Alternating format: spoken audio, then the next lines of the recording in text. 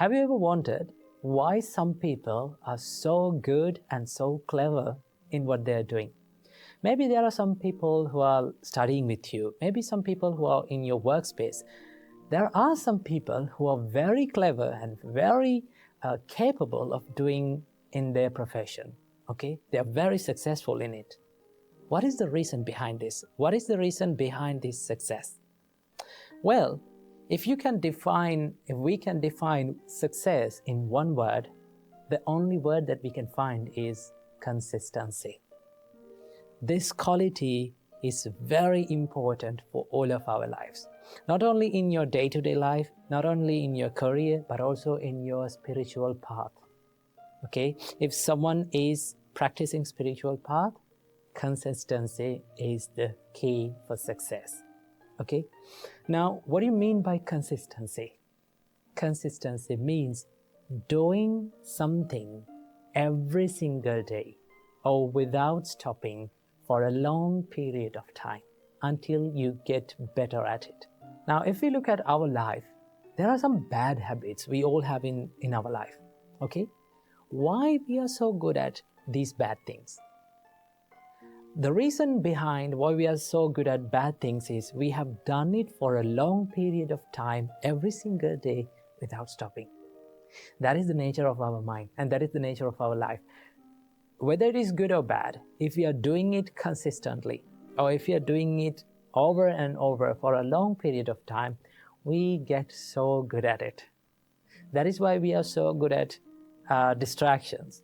That is why we are so good at anger, jealousy, and all these evil thoughts in our mind, because we have practiced it over a long period of time.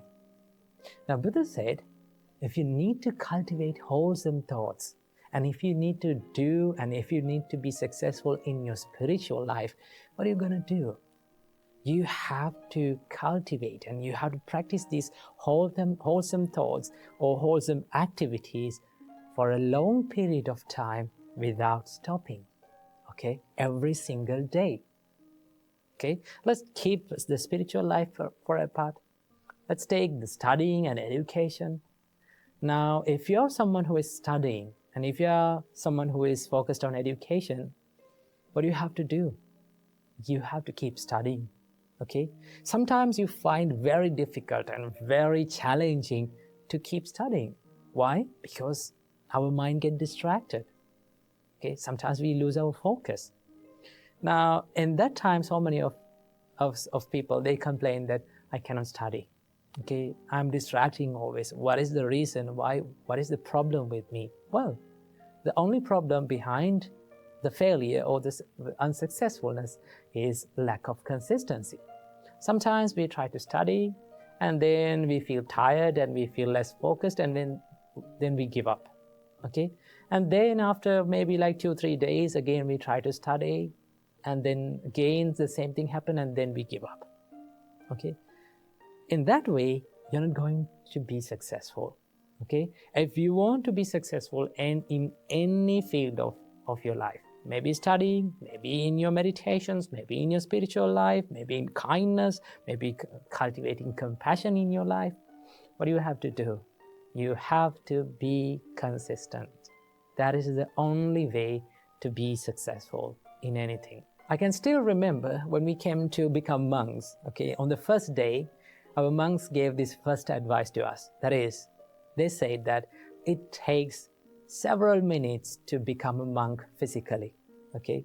It takes a few minutes to make your body a monk. But it takes years and years, maybe lifetime, to be a monk from your mind. You will fail, you will be unsuccessful in some parts in your life, but you have to keep going. Do not ever quit. That is the first advice that we were given. So, to be good at anything, to be successful, to be happy, to be successful in your spiritual life, to practice meditations, to be good at that, what are you going to do? Keep doing it every single day. That is the thing. But there's a problem. The real problem or the real enemy for the consistency is the higher expectations. We set a lot of high expectations in our life, and when we are not able to get it, we give up. That is the only thing. Now, so many people come to me and complain that I cannot meditate for 1 hour.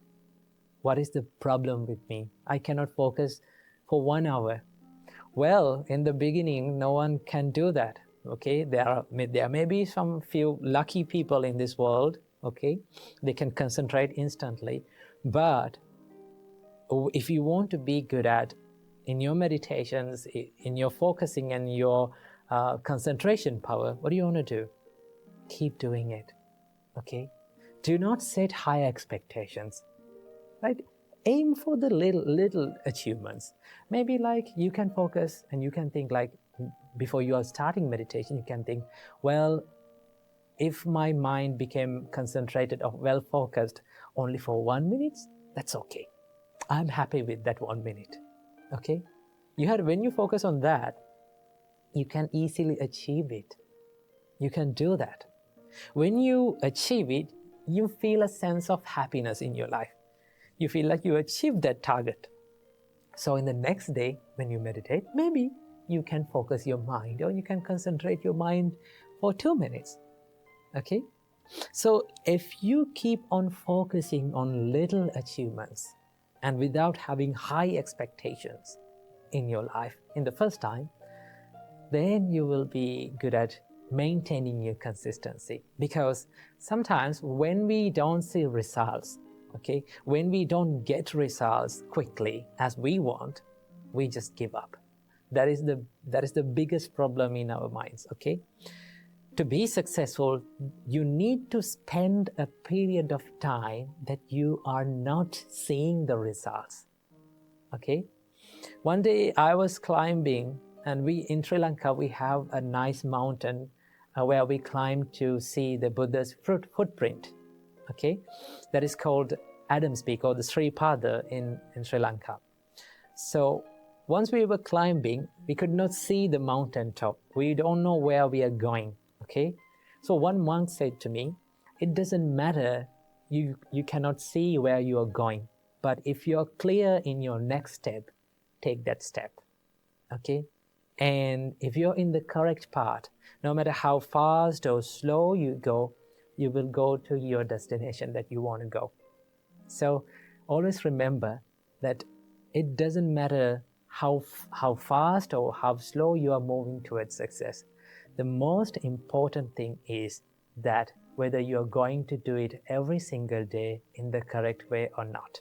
So remember, consistency is the key for success for anything. So keep doing what you're doing, right? Keep doing the good works that you're doing, even if you don't see the results in your life. Keep doing it, and one day I'm very sure that you will achieve your goals definitely. So keep that in your mind. May you be happy and well. Namo Buddhaya. Welcome to yet another episode in Inner Guide Q&A program. Now it's been a long time that we haven't done a Q&A session. So today we are going to answer one of your questions. Someone has mentioned in the comments that it said that what to do when the life is becoming unfair, and what to do when life is not going in my way. Well, we are going to talk about this today. First of all, remember the nature of our life. What is the nature of our life? Life is a little bit unfair. That is the real nature.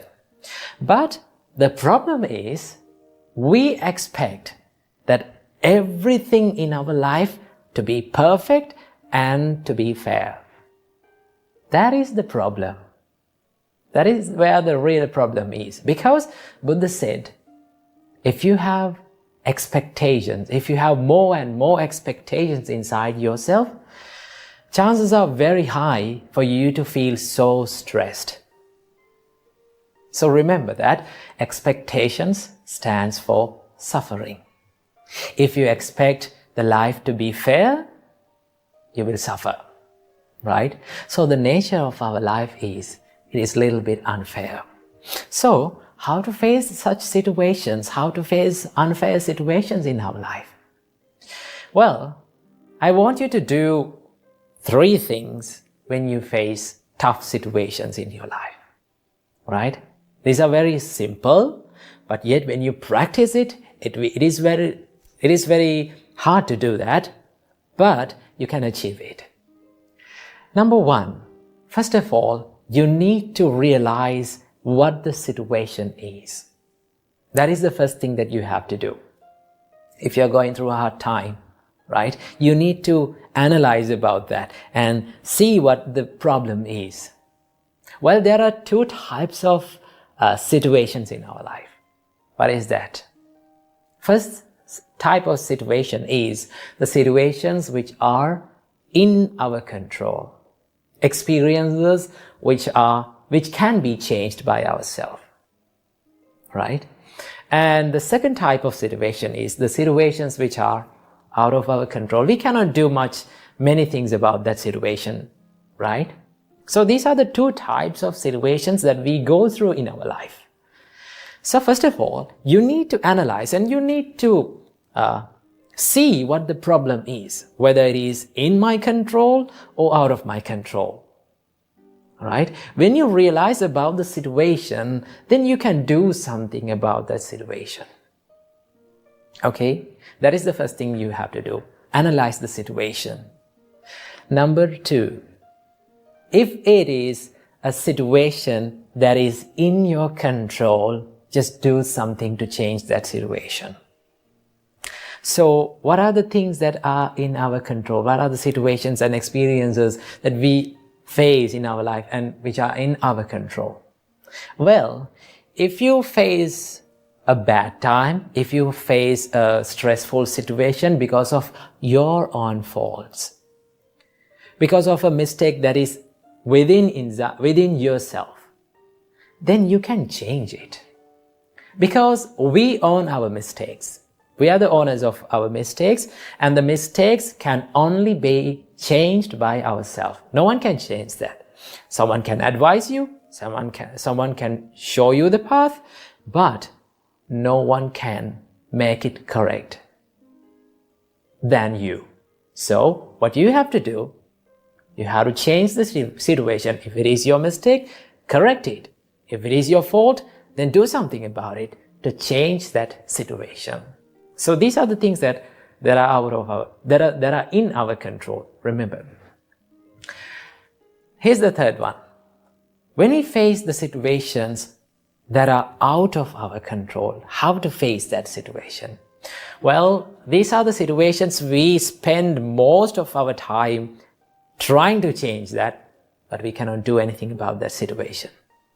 So what are the situations which are out of our control? There are many things, right? Criticism is out of your control.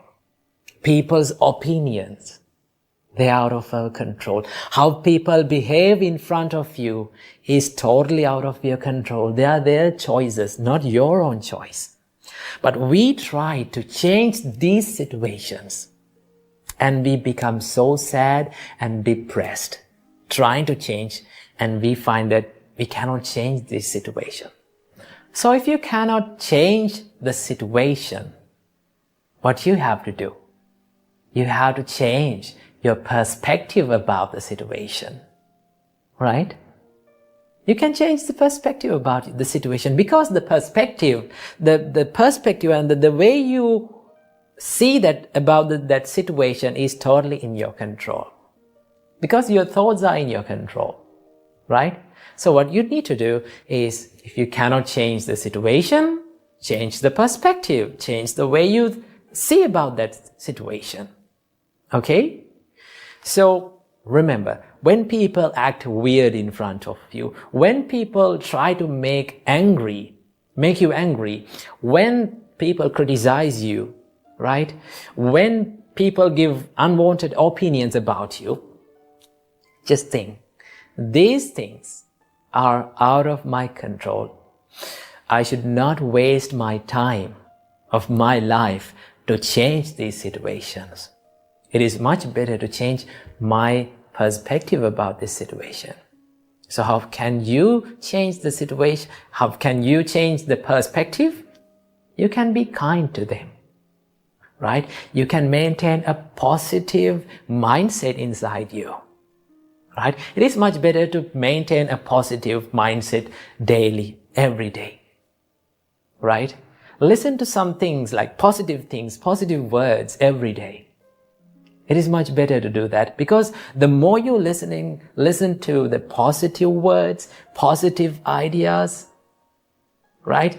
Then the more you become positive inside, right? Then you can change your perspective about the situation.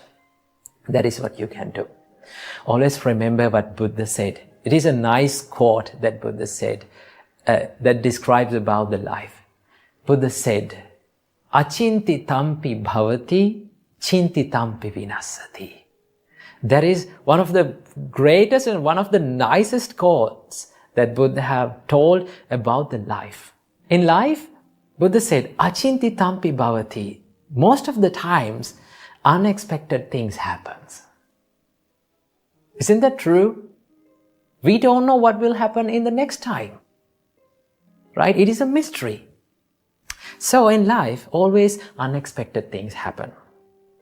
And the things that we expected will going to be destroyed, right? If we expect something, we don't get the same thing. That is the thing. So remember that quote that was said by the Buddha. Achinti tampi bhavati, chinti tampi vinasati. Right? And there's another quote that was said by the Buddha. Sadharanang vihanyanti. If you expect the life to be fair, chances are more that for you to suffer in your life. So live with less expectations, right? If you are going through a tough situation, just analyze the situation, realize about the situation, and if you can change the situation, do something about it. If you cannot do it, something about the situation, change your perspective. That is what you can do when the life is not going in your way. So make your life a peaceful one with the teaching. Namo Buddhaya. Welcome you all wonderful people and my dear sons and daughters. Today, we are going to learn about the essence of Buddhism. Now, you may be having a question. What is the essence of Buddhism? What did Buddha really teach to us? Well, the Buddha answers this question from three separate verses, where you can find them in Dhammapada. In case if you are wondering what is Dhammapada, Dhammapada is a set of verses which was originally preached by the Buddha in certain occasions due to certain incidents that happened in the Buddha's time.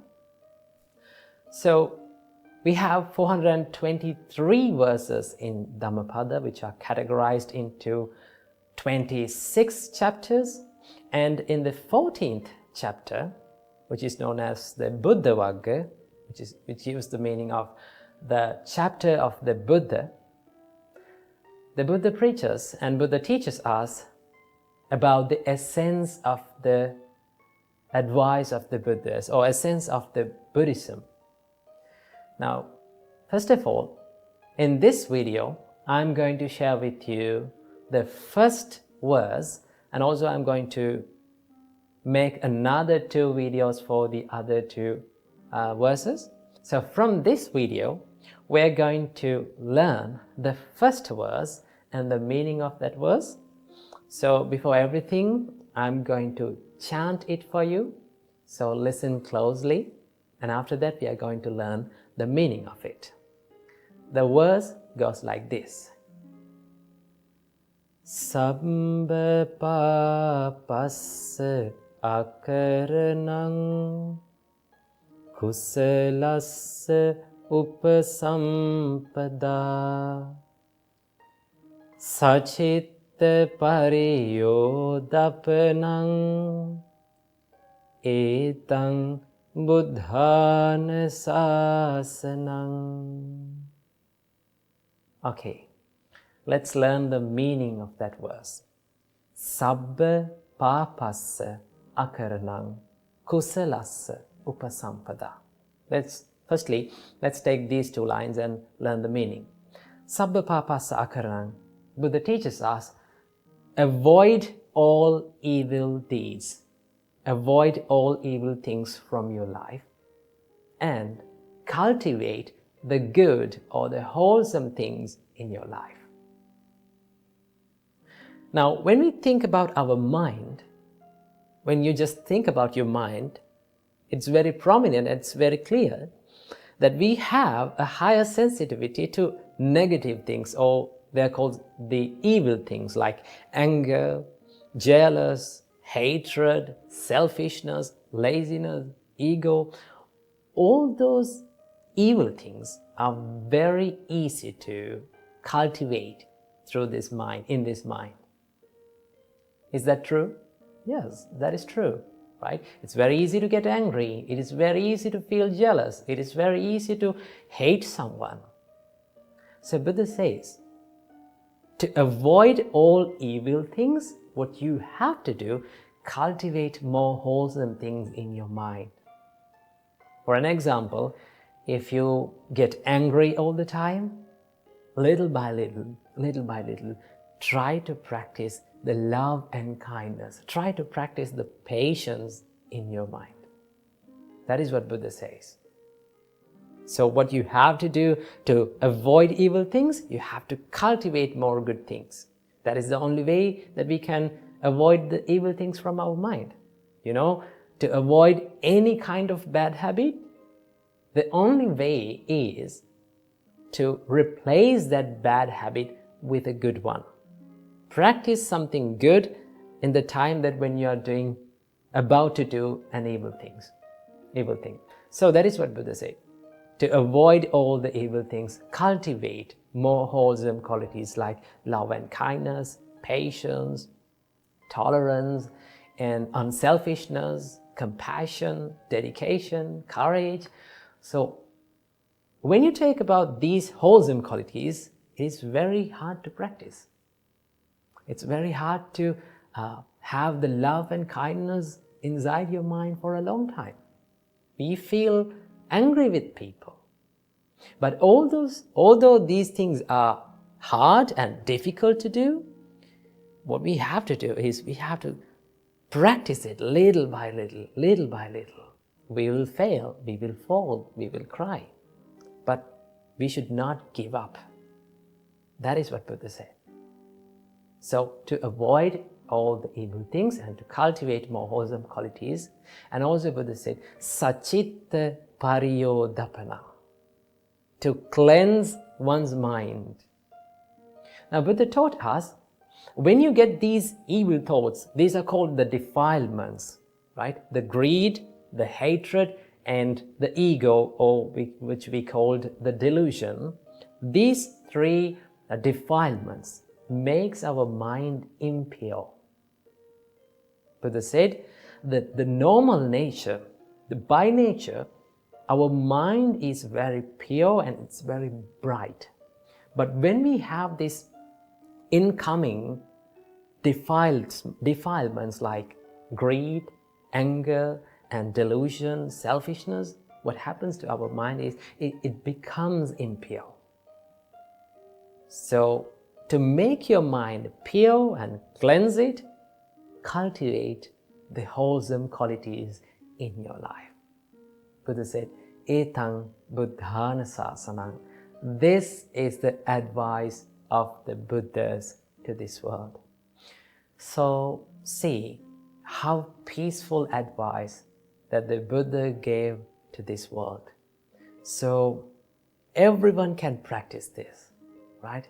There is no religious difference. There is no any bounds or any rules to practice this.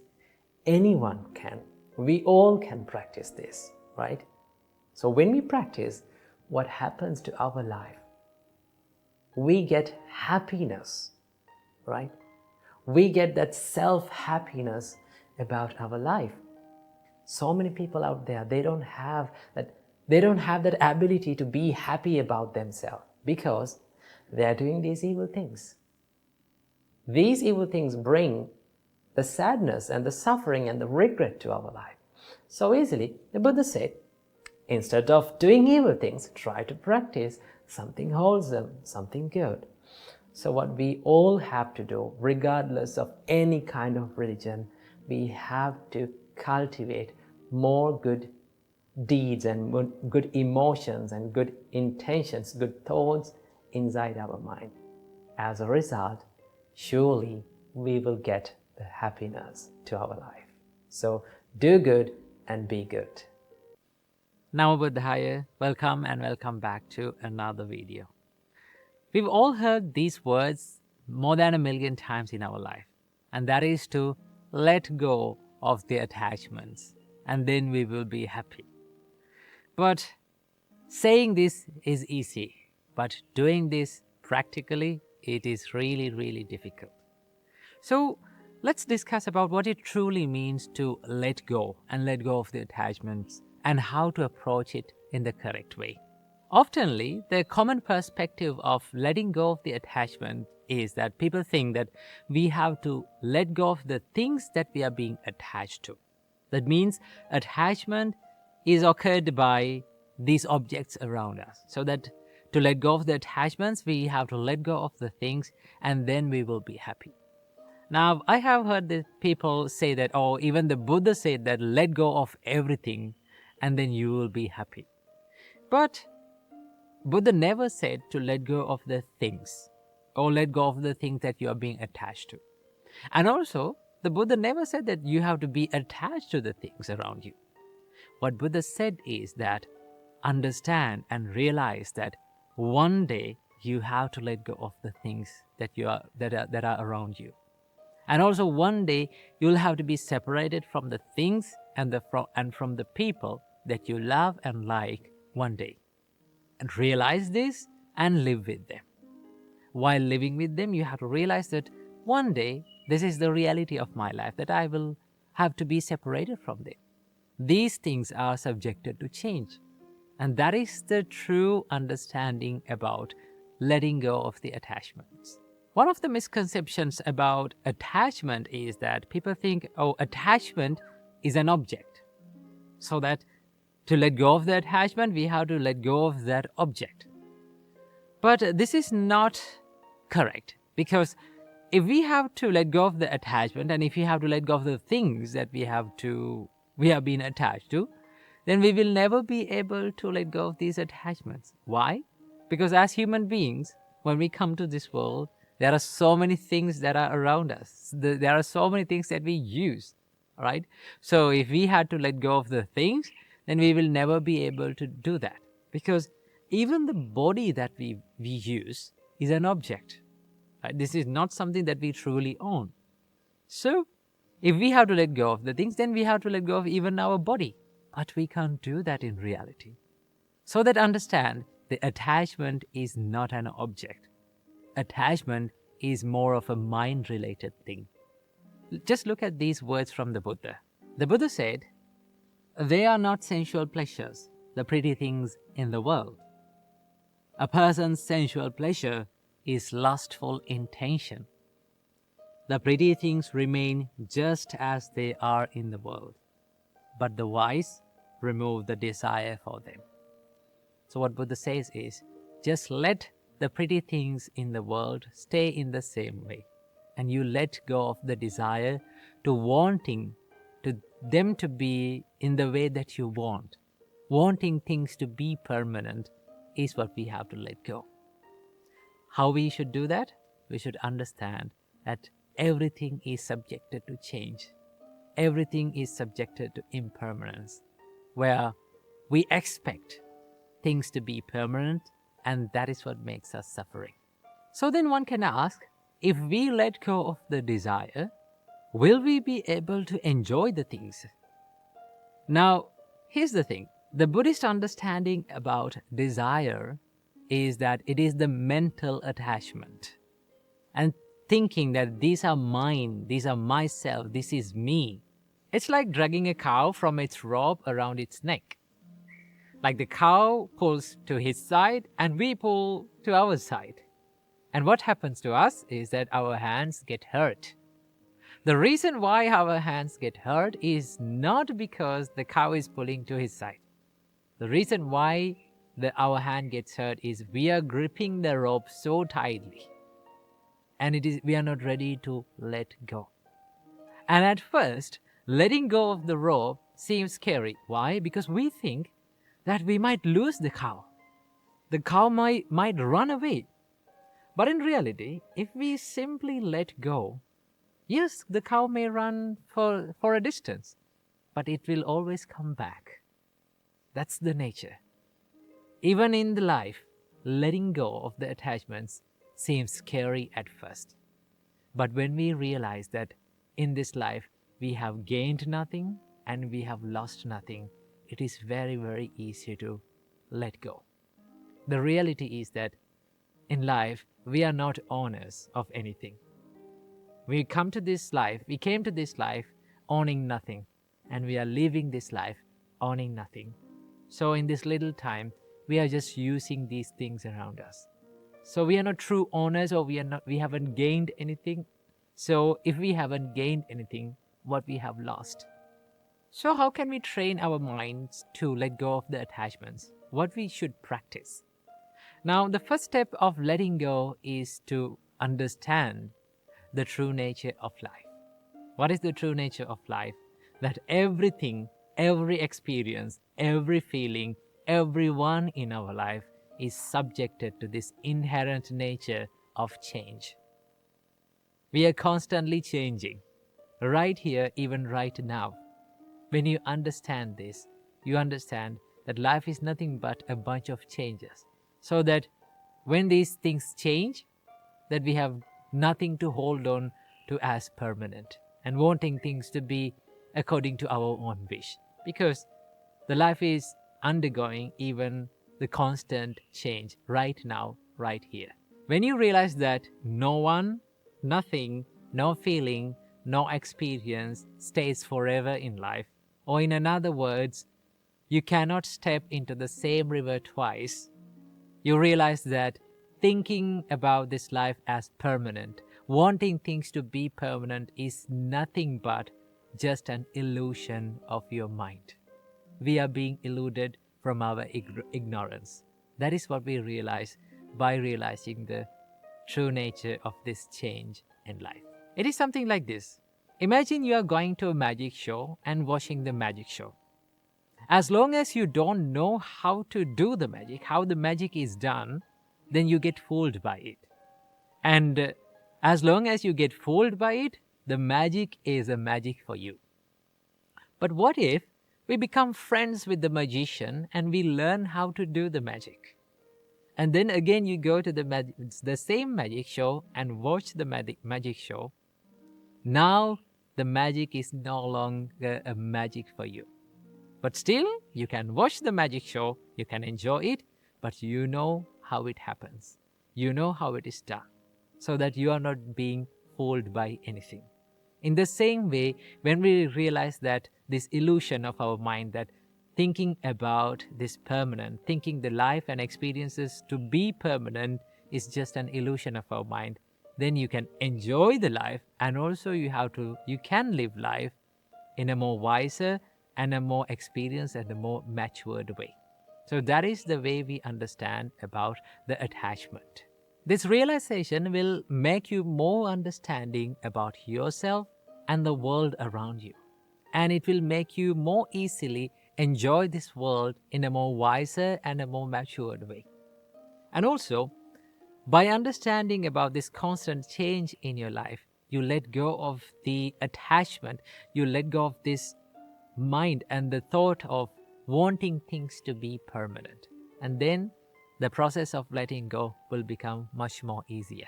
So understand that when we let go, we don't let go of the things. We let go of the mental and the emotional attachment towards things. We let go of that craving towards things, to wanting things to be permanent. And when you realize this, you can let go of this attachment and these expectations very easily. So that's a wrap for today's video. I hope you got some idea about attachment. So I wish you, may all of you be well and happy, and may all of you be happy forever.